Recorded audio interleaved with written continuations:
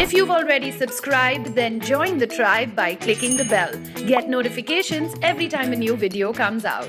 Hey everyone, it's Frisha here on WAC, and today I wanted to talk to you about something that each and every one of us has been affected by, some way or the other, directly or indirectly. 15 million people last year were diagnosed with it. Many lives have been lost to it, and a lot of people are fighting against it.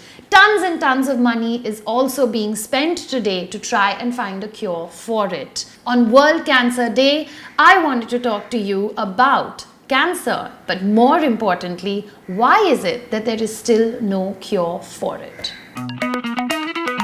Before I begin, I would like to share with you on a more personal level that my mum is actually a cancer survivor, and I'm sure each and every one of you has met somebody that has survived this battle against cancer at some point in their life. I would love to hear from you in the comment section. Let's share all the stories of hope so that we can encourage one another if we have a near or dear one that is fighting against cancer today. Before I get into anything, I think what we also need to understand is that how is cancer formed? So let's first try and understand what is cancer. Normally, human cells will grow and divide because the human body needs them. Once the cells get old or damaged, then they die and new cells come into their place. However, when cancer is involved, this process, this orderly process breaks down.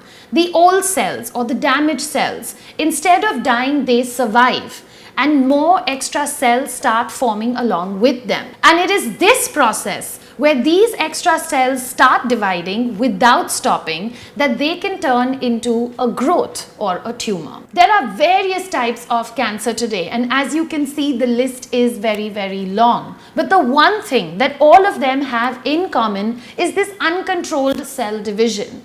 Another thing that we need to understand is that men have always been at a higher risk than women when it comes to cancer. Some of the earliest known descriptions of cancer take you back all the way to ancient Egypt, roughly around 1600 BC. You can't help not think, why is it that with all the progress that has been made in the fields of science and medicine, even today in 2017, there is no cure for it? There are many conspiracy theories that surround cancer, and a lot of it is also fueled by the fact that cancer is a man-made disease, one that comes in because of the excesses of modern life. But what we need to understand that it's taken science just this long to even try and understand why cancer exists and how it is formed. Today, there's a long list of various kinds of foods, preservatives, deodorants, tobacco, exposures to radiation,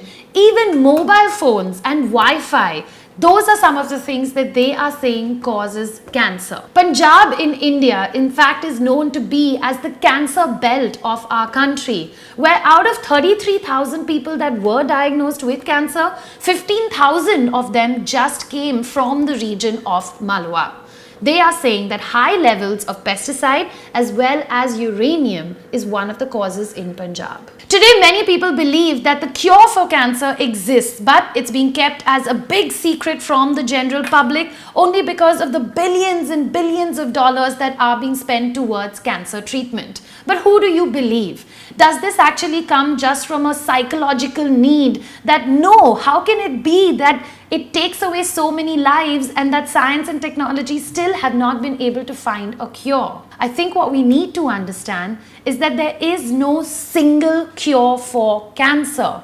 With the different types of cancer that exist, there are many different types of treatments. Here's a list of some of the various treatments that different cancer patients have to undergo. But some of the main cancers like breast cancer or lung cancer, the reason that their cure today is still a very big secret is only because of the unpredictable nature of these cancer cells. But each division of a cancer cell, that will bring about some changes in the DNA. So a drug, it might be able to kill some, but not all of the cancer, because each cell is different from the other. What makes it even more scary is the ability of these cancer stem cells to hide. Chemotherapy has proved very effective for a lot of people around the world, and it is able to kill the entire tumor. But it also has the ability to evade or to hide from the drug, and many years later it can surface again in the form of a cancer relapse. But at the same time, you can't deny some of the advancements that also have been made. Childhood leukemia, which used to kill more than 80% of children, today almost 80% of them will survive. Testicular cancer, 95% of people that were diagnosed with it would pass away. But with the advancements that have been made in it, almost 95% of people will survive. I think as long as there is early detection, you are going to find yourself being safe from cancer. Today, a lot of people are also turning to alternative therapies. One cannot deny the kind of success stories that are coming out there, where people are saying that marijuana oil and Ayurveda has been very helpful and successful in curing cancer. But until it doesn't get officially recognized by governments or medical institutes, that is something that is always going to be in murky waters. We've all heard the very popular prevention is better than cure. But when it comes to cancer, if we're not certain exactly what it is that causes cancer, how can we even talk about preventing it in the first place? Except for the more general advice like exercise, eat right, reduce stress, or the most obvious connection between smoking and lung cancer. What we also need to understand is that cancer is not just one single disease, right? It's a family of diseases that come together. And so there will never be one single magic medicine or bullet that will be the cure. It will be accumulation of a lot of things. There are a lot of scientists today that are working in these areas, people that are way more knowledgeable than me. But if you are a cancer patient or someone in your family is suffering from cancer, you can't help not feel a little betrayed and a little frustrated, because we still have so much more that we need to learn and understand about this disease. At the end of the day, what we also need to realize is that cancer is ever evolving. The kind of cancer that existed in the 80s, the 90s, and even today. And our environment is also constantly changing, the factors that influence the causes of cancer.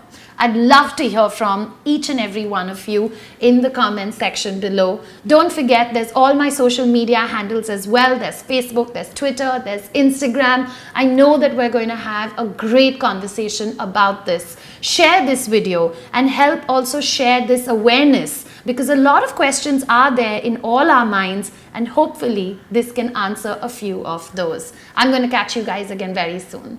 Ciao.